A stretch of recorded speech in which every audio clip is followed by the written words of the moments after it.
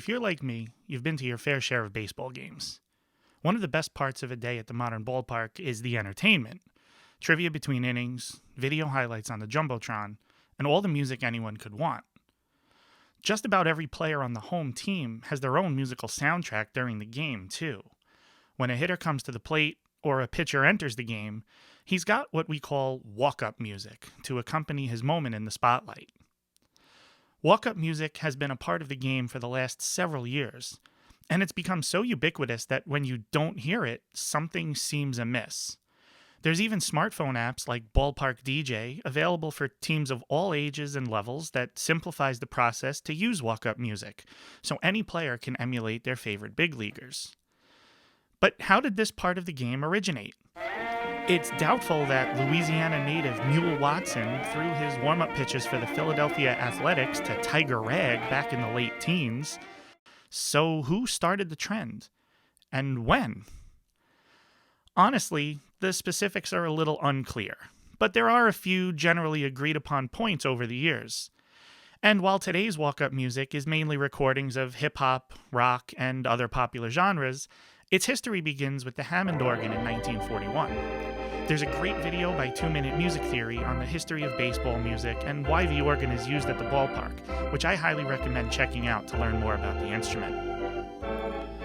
The first record of what we would call walk-up music played on the organ wasn't even played for a player in the game, but the umpires.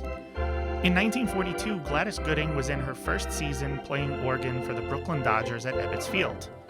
She also played organ at Madison Square Garden, and one game she recognized one of the umpires as Bill Stewart, who was also a hockey referee.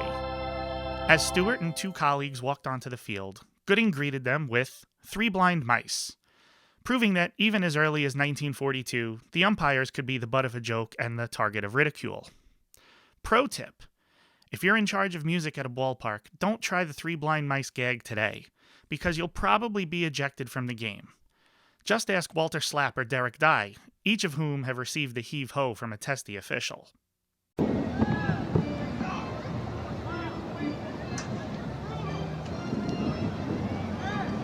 You're done! Up. Harper just got tossed. The guy playing three blind mice. Oh. Turn the sound off the rest of the night.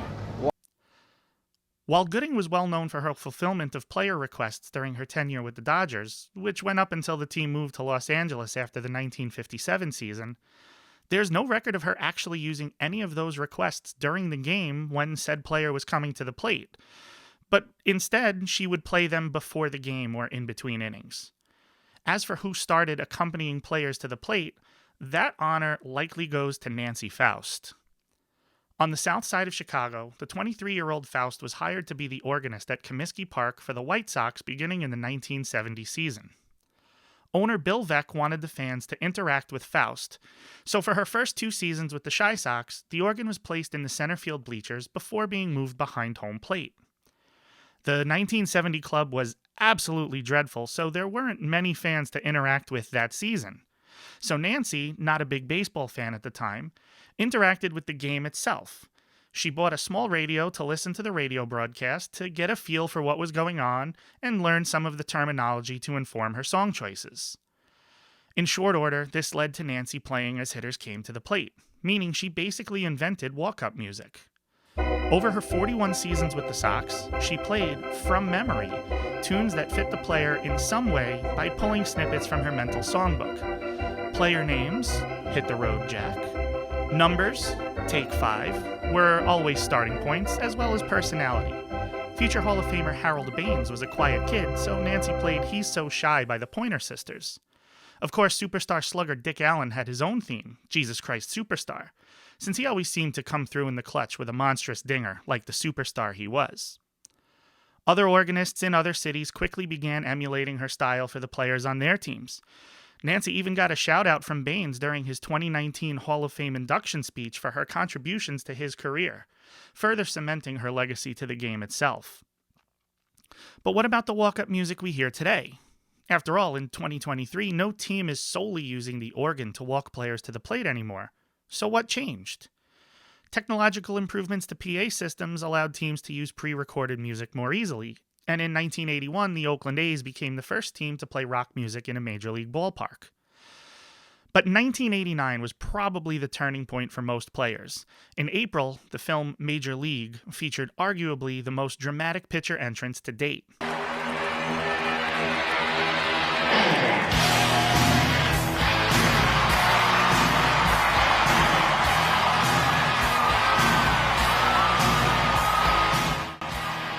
In the film's climax, Wild Thing Rick Vaughn, played by Charlie Sheen, walked out from the bullpen to X's cover version of, appropriately enough, Wild Thing. With the fans cheering and singing along, what player wouldn't want to be Rick Vaughn at that moment in time? So as more and more teams installed these newer PA systems, it was a natural progression to using non-organ music and incorporating hits of the day into games. It's unclear as to which team first started the walk-up music revolution. It might be the California Angels, who were utilizing walk-up music here and there as early as the late 80s, according to player accounts. Chili Davis played for the Halos from 1988 to 1990, and remembers hearing Atomic Dog by George Clinton at home games and thinking it was a little weird. The Seattle Mariners had also dabbled with player-specific tunes in the late 80s, like You Can Call Me Al by Paul Simon for Alvin Davis, or Smooth Criminal for pitcher Michael Jackson. No relation. In 1992, the Mariners began playing Bad to the Bone by George Thorogood for Jay Buhner, and Naughty by Nature's Hip Hop Hooray for Ken Griffey Jr., but the players themselves had no input on the music. The 1993 season saw the Mariners begin playing music for the at-bats of each hitter in the lineup, a probable Major League Baseball first. But even as the trend spread to other clubs, the players still had no say in what song was played for them. So when did players first get to request their own music? In 1992, Angels shortstop Gary DiSarcina recalled specifically asking for a song for the first time, Limelight by Rush. The way he remembers it, he had been randomly assigned Stroke Me by Billy Squier. Then on the day in which he had hit one of his first home runs in his career, he went with some teammates to see a Rush concert after the game and got to meet the band after the show. That's when he made his request simply because, in his own words, I like the song. After checking box scores against the Rush touring schedule, the game and concert in question took place on Wednesday, June 3rd, 1992. DiSarcina hit his first career home run to tie the game in the 7th inning against the Baltimore Orioles. It was a day game that the Angels ended up winning in 10 innings. Rush had one of the shows on their Roll the Bones tour in Irvine that night. The Angels ballpark in Anaheim, just about a 25-minute drive away. Meaning DiSarcina's memory is accurate, and he is at very least the earliest player we know of to request personalized walk-up music. Other players soon thereafter began requesting music. Lenny Dykstra, then on the Phillies, had a complex request in 1994, with 3 separate songs he wanted for each of his first 3 at-bats. First, Hold My Hand by Hootie and the Blowfish. With a little love. Then I Won't Back Down by Tom Petty.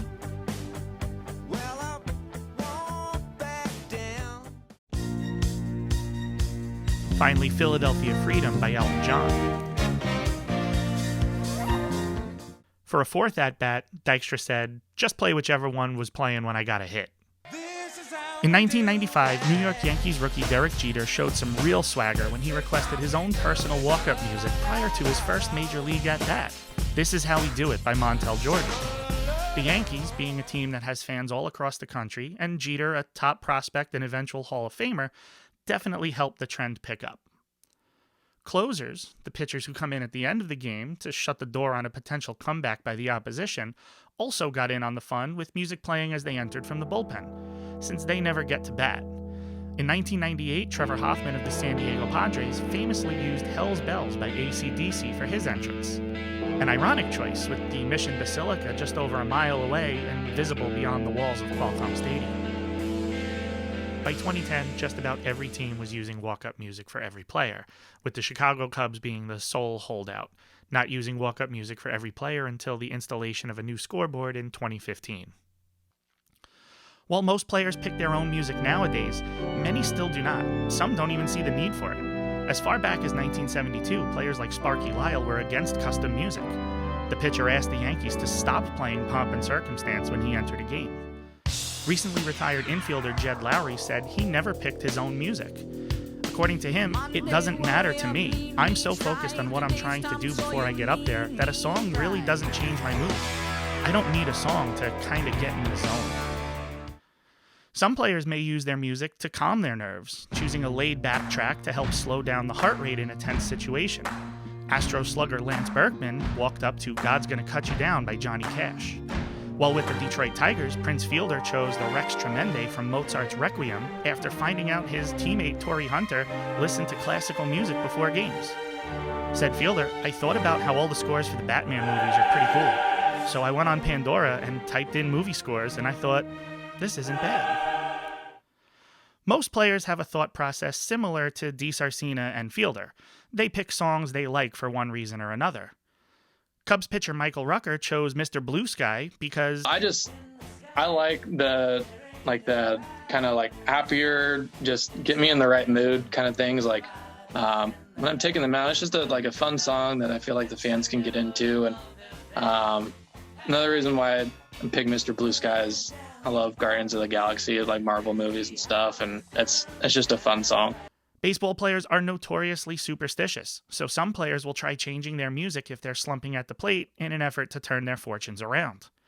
Gerardo Parra, a part-time player on the Washington Nationals team that won the World Series in 2019, took this route hoping to break out of a hitting slump in June. He chose Baby Shark, one of his daughter's favorites,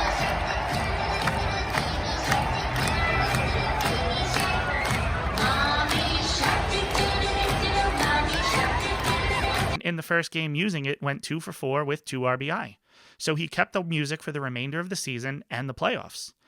Parra's teammates and the Washington fans went along for the ride, and plus Sharks would show up in the stands and dugout, even on the floats in the victory parade after the World Series win. Do players ever pick the same song as each other? Of course they do. Popular music is popular after all. If the fans like the music and the players themselves don't mind duplication, who cares if someone else uses the same song? According to Fangraphs, in 2019, there were at least 10 songs used by 4 or more players. La Romana by Bad Bunny was used by 7 different players that season. But sometimes 2 players using the same song causes a fierce debate among fans and even the media. While mostly rare, it has happened more than once in recent years. The first time of note was over the Metallica song Enter Sandman, used by a pair of closers who ended up on rival teams in the same city for the 2006 season. When Billy Wagner signed a free agent contract with the Mets, he brought with him his entrance music, which he had used in both Houston and Philadelphia by request for several years. But after Wagner's first Mets entrance, the New York sports media and Yankee fans demanded he choose a new song because Enter Sandman belonged to Mariano Rivera in the Bronx, arguably the greatest closer of all time, and a pitcher who had been using the song for nearly a decade. Although Rivera never actually requested any song and simply went with what was played for him. According to the pro-Mariano side, Wagner starting with a new team would be the perfect time to start fresh with new music, so he didn't steal from Mo. To their credit, neither Wagner nor Rivera had any issue with the dual usage of the song, and both continued to use it for the remainder of their careers. In 2022, another Met found himself embroiled in controversy over his song choice, but not for anything he did. All-star closer Edwin Diaz had been using Narco by Blaster Jackson Timmy Trumpet for years, but his 2022 stats were so impressive that his trumpet-heavy entrance gained much more acclaim. Foam fingers in the shape of trumpets were sold at the stadium, and the Mets television crew would skip commercial breaks to air the full entrance as if Diaz was a pro wrestler.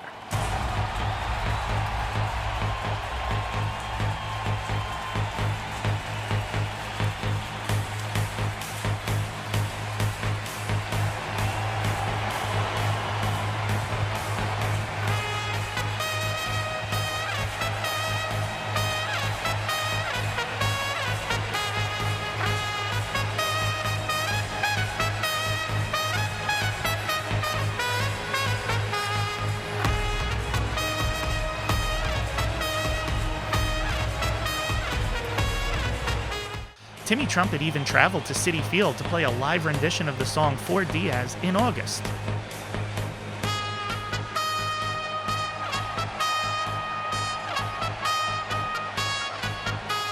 But Atlanta Braves catcher William Contreras quietly began using the same song for his walk-up in 2022.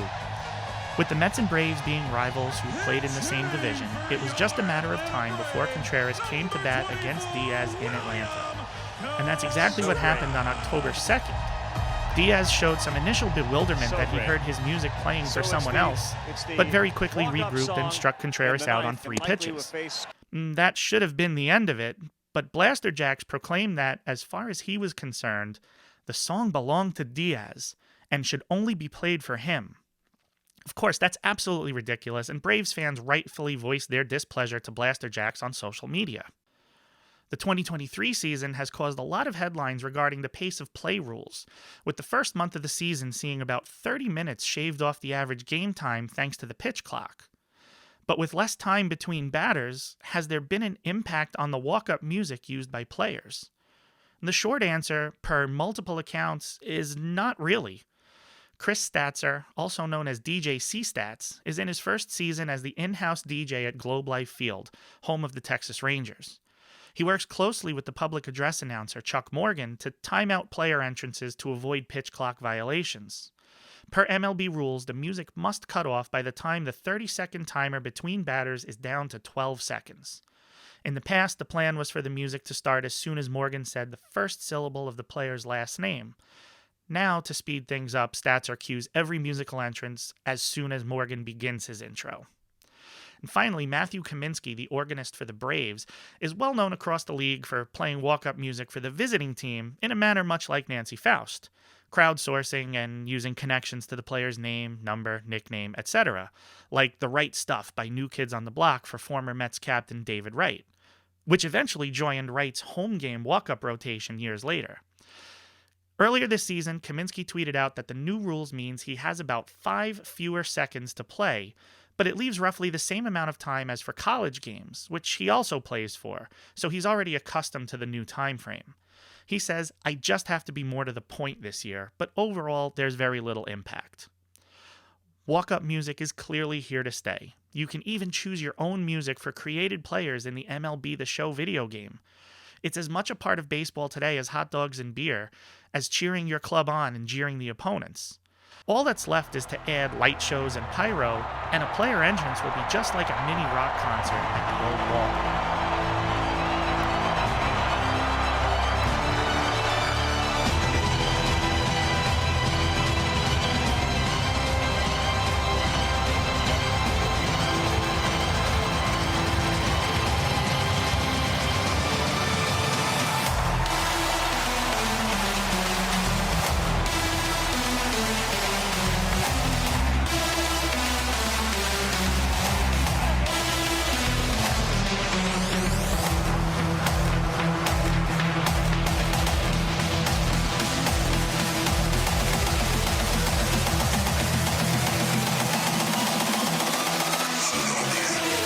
Pitching for the Blue Jays, right-hander number 68, Jordan Romano.